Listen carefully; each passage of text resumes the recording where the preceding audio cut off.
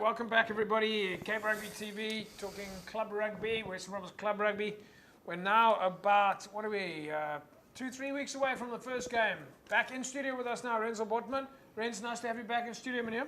Thanks, Dave. Thanks for having me back. Busy week for you guys so far? You're almost there now, from a Hamilton's point of view, and then we'll move away from talking about Hamilton's. We do need to get your head coach, Rob Willifeer, to come and talk about Hamilton's at some other stage. I'll try my best to get him in next week. Yeah.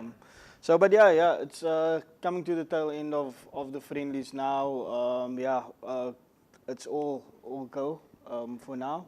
But I think now I think the guys are looking at the 150 celebration coming up this Friday.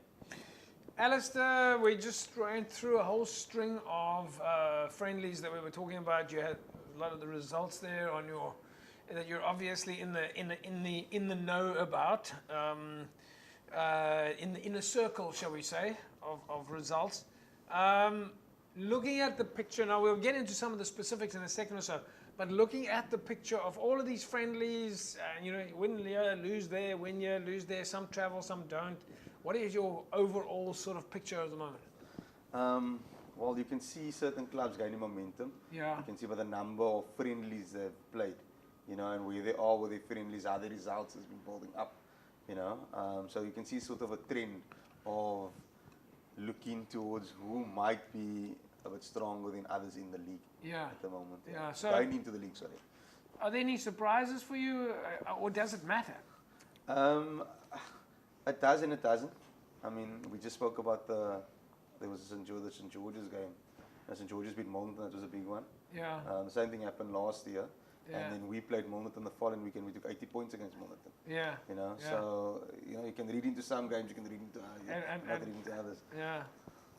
So just talk about that. Milton St. George's then, obviously those two teams have decided to play within the league structure, playing in the Super League A. Some clubs choose to play outside. Yeah, it's a preference. I think it's a preference of club coach. Some coaches like to build it up. They'll play a team that's not in their league or a couple of leagues down, and then just to gain some confidence, and then they'll test against teams in the league, who's at a similar strength or a bit stronger than them, just to see where they are. Renz, from your side, same question. Looking over the call it umbrella view, so many friendlies that have been in play already so far. We will talk about the specifics in a second. Your picture as well, from same question as I had for Alistair. Look, James, I think now the coaches, they got their more to say their specific players in specific positions that they want to see, the combinations. And I think now, like I said, it's the tail end of the to the friendlies now, coming to the season. So I think now they're looking at building that squad now, because obviously you need, like I think it was Anton that said, it's about squad depth. But if you look at the picture of across the sort of the union at the moment, here we see there's maybe 20, 30 friendlies on a weekend. Some are winning, some are losing. Is it the picture that you were expecting? Yeah, it's always like that. Friendlies, it's like the players move around. It's silly season. One team wins now, and comes season, it's a different type of ball game, because everyone tries something different as coaches. Your team is not maybe your team that you'll play in the season. So you'll get your wins, you get your losses, but when it comes season time, then it's a different story. Just to jump on that, JP, like another thing is, like, you can see the participation pre-season has gone up. The amount of friendlies that clubs is playing now. It's not 3 friendlies anymore. They're playing 5, 6 friendlies before they hit the league where they're going to play 14 games. To make sure that they're ready for the league. You mean in comparison to previous years? To previous years. Do you think it's a good thing, bad thing? No, it's a good thing. Good thing. Participation up. Oaks want to play year round. It might be tiring, but the eagerness to participate in the game. Do you think that might have also something to do with the fact that there's been so much more work on strength and conditioning, that the clubs have got the confidence to do it now? Yeah. So the work behind the scenes, making sure that the player is able to last whole year. But not just that, the club must be doing something right off the field for the player wanting to be there. So early in the year. You know, so it's a lot of time away from your family and your friends and etc. You know? But I also think, you know, just adding to that, what Ali said is that, just remember, we're in the club rugby space. So there's a lot of guys that maybe come later, February, even in March, they come to the club and then start training.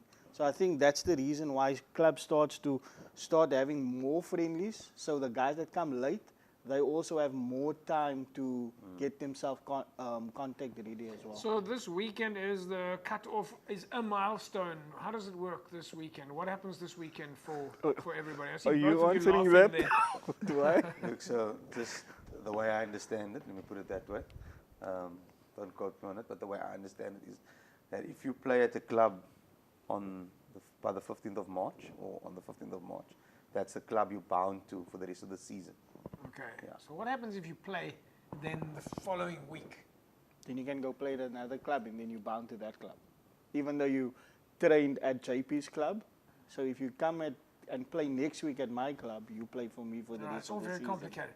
So I suppose the question I'm asking you guys is, if I still want to play rugby and I only wake up in May and I say, I want to play rugby and I want to join a club, can I still join? Yeah, you can I still can join still it. go? You can, As long as you're not registered, as long as you didn't play for a club prior to that, okay. after the 15th. But the doors are still open for, Doors are still for open at people to any get club. out there and play a bit of club rugby Yeah. and have some fun.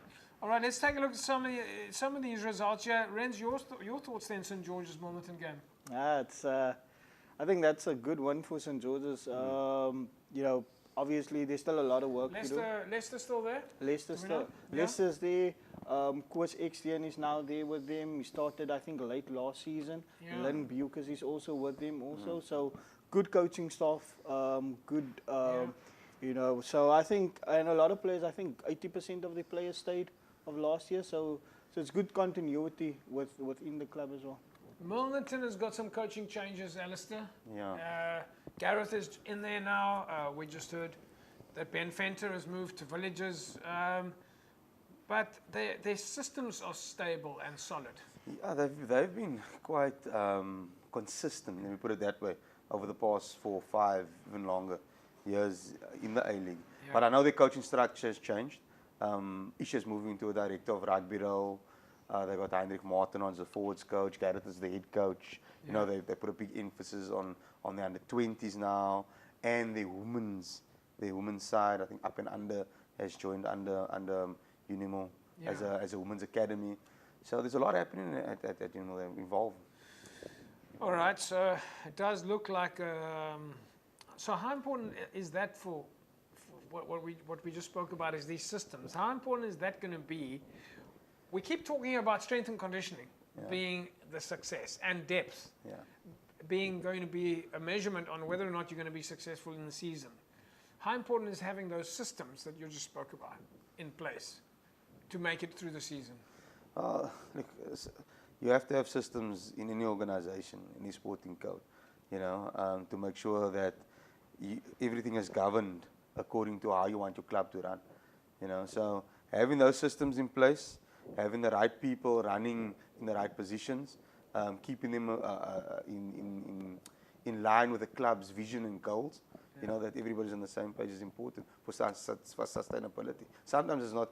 A lot of clubs. So if you can do all the strength and conditioning in the world, and if you haven't got good systems at your club, you're going to have a problem. You're going to have a problem. It's not just about strength and conditioning. Even though strength and conditioning is a key or it's a fundamental factor in how you want to play and longevity of your players and your player welfare, etc. But if you don't have good systems within your club to manage your players, to manage your club, then you're going to struggle. You're going to run out of gas. You're going to run out of somewhere gas. along the line. You run out of a bit of steam there because you want all these machines to turn now. Your women's rugby, your youth structures, etc. That's what carries you to the next level as a club. Yeah, if you know, you have your different departments. If one department falls out of the boat, then you know the captain loses control of it. So yeah, everything has to work together as one. You know, coaches, your strength and conditioning, even your executive as well. So you know, if the head falls apart, the body can't work. All right, folks, we're going to take a break. When we come back from the break, we go straight back to Alistair Tace to give us a few more pearls of wisdom. Don't forget, we're going to give you a chance to win yourself a case of Score Energy drink. We're also going to take a look at some of the highlights from the Tygerberg women's side. The ladies team there was in training in the week. Back in a sec, don't go away.